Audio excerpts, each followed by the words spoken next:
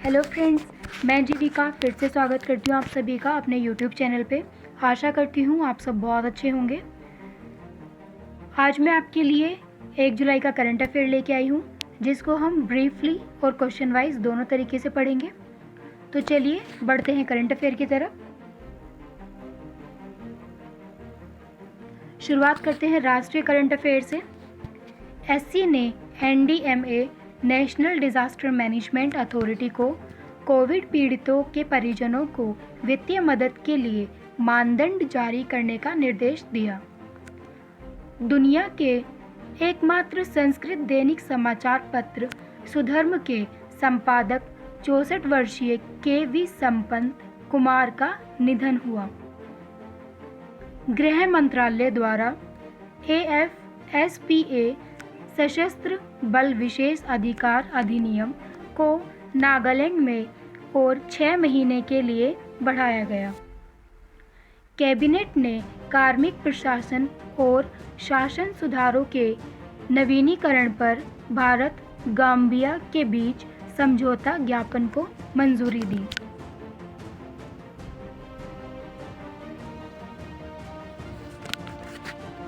अब पढ़ते हैं आर्थिक करंट अफेयर्स। कैबिनेट ने महामारी प्रभावित अर्थव्यवस्था का समर्थन करने के लिए वित्त मंत्री द्वारा घोषित 6.29 लाख करोड़ रुपए के राहत पैकेज को मंजूरी दी। CCEA ने बिजली डिस्कॉम्स के लिए 3 लाख करोड़ रुपए से अधिक मूल्य की पुनर्वितरण क्षेत्र योजना को मंजूरी दी। भारत नेट परियोजना। कैबिनेट ने PPP मॉडल के माध्यम से कार्यान्वयन के लिए 19,041 करोड़ रुपए की व्यवहार्यता अंतर्निधि वायबिलिटी गैप फंडिंग को मंजूरी दी। कैबिनेट ने आत्मनिर्भर भारत रोजगार योजना ABRY को और 9 महीने के लिए 31 मार्च 2022 तक बढ़ाने की मंजूरी दी।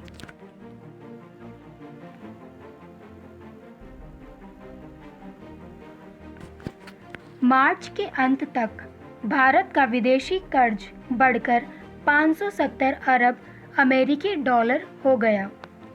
RBI।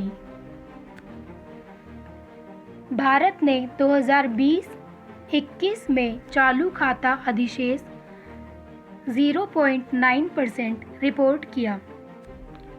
2020 और 2021 में पर्यटन के नुकसान से दुनिया को $4 ट्रिलियन का नुकसान हो सकता है, ऐसा संयुक्त राष्ट्र की रिपोर्ट में है।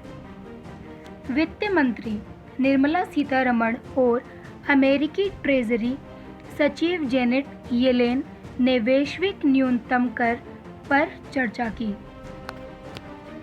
मई में भारत के कोर सेक्टर का उत्पादन कम आधार पर सालाना आधार पर 16.8% बढ़ा। भारतीय नौसेना ने उभरती प्रौद्योगिकियों को विकसित करने के लिए भारत इलेक्ट्रॉनिक्स लिमिटेड के साथ समझौता किया।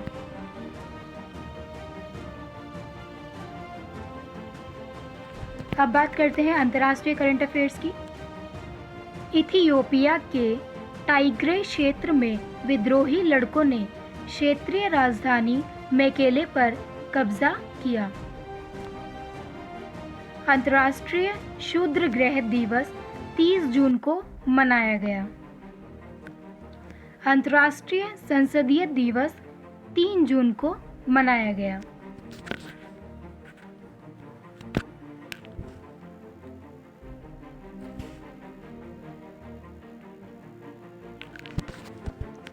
तो अभी तक हमने जो करंट है हमारा, ये हमने क्वेश्चन वाइज नहीं था, हमने वो ब्रीफली पढ़ा है। तो अब हम क्वेश्चन आंसर भी देख लेते हैं ताकि समझने में हमें आसानी हो सके। तो शुरू करते हैं। K41-7N उत्परिवर्तन सार्स कोव-2 वायरस के किस वर्गीकरण से संबंधित है? इसका आंसर होगा डेल्टा प्लस। भारतीय वैज्ञानिकों ने अक्टूबर 2020 में डेल्टा वेरिएंट की पहचान की और ग्लोबल डेटाबेस को सबमिट किया।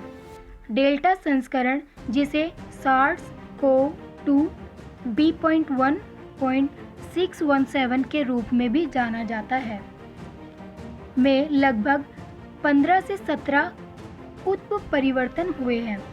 इस डेल्टा संस्करण में 3 उप प्रकार B.1.617.1, B.1.617.2 और B.1.617.3 है, जिनमें से B.1.617.2 डेल्टा प्लस को चिंताजनक संस्करण के रूप में वर्गीकृत किया गया है। डेल्टा प्लस संस्करण में एक अतिरिक्त उप परिवर्तन है जिसका नाम K417N उत्परिवर्तन है।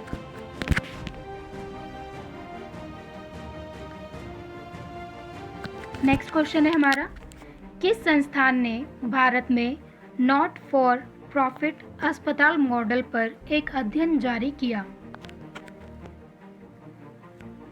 इसका आंसर होगा नीति आयोग। भारत सरकार के थिंक टैंक नीति आयोग ने देश में नॉट फॉर प्रॉफिट अस्पताल मॉडल पर एक व्यापक अध्ययन जारी किया। यह गैर लाभकारी अस्पतालों पर शोध आधारित निष्कर्ष प्रस्तुत करता है और निजी अस्पतालों और केंद्र सरकार की स्वास्थ्य योजनाओं के साथ तुलना करता है। यह गैर लाभकारी अस्पतालों द्वारा लागू लागत नियंत्रण रणनीतियों पर भी चर्चा करता है।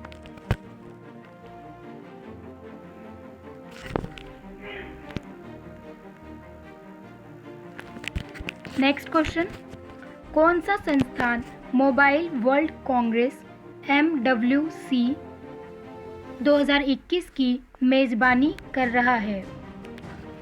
इसका आंसर होगा GSMA। Mobile world Congress MWC का दुनिया का सबसे बड़ा मोबाइल इवेंट 28 जून को स्पेन के एक शहर बार्सिलोना में हाइब्रिड रूप में शुरू हुआ। पिछले साल कोविड-19 के मामलों की अधिक संख्या के कारण यह कार्यक्रम रद्द कर दिया था। गूगल, नोकिया, एक्सोमी, फेसबुक और सोनी जैसे शीर्ष ब्रांड इस साल के इन पर्सन इवेंट में शामिल नहीं हो रहे हैं। MWC बार्सिलोना एक वार्षिक कार्यक्रम है जो दूरसंचार उद्योग में नवाचारों पर केंद्रित है, जिसकी मेजबानी GSMA द्वारा की जाती है।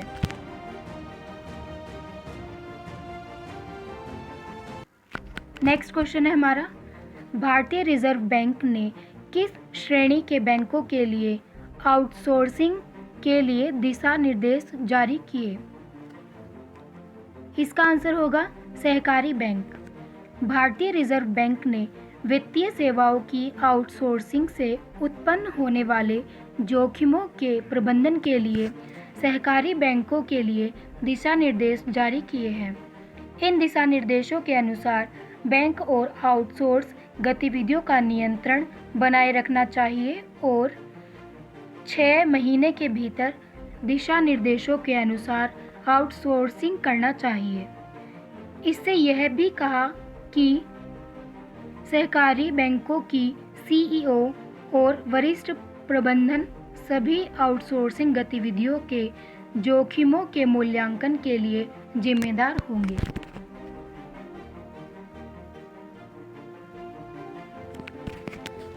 नेक्स्ट क्वेश्चन है हमारा, किस संस्था ने नस्लीय न्याय और असमानता पर एक वैश्विक रिपोर्ट प्रकाशित की?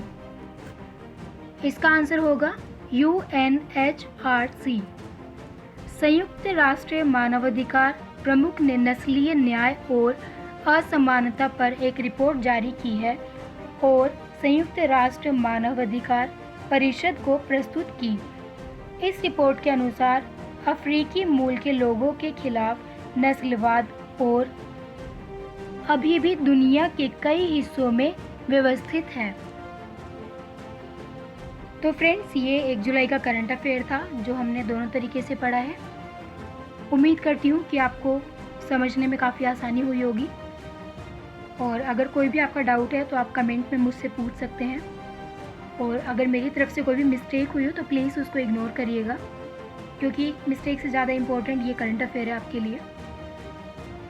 तो फिर हम मिलते हैं अगले दिन नए करंट अफेयर के साथ। तब तक टेक केयर।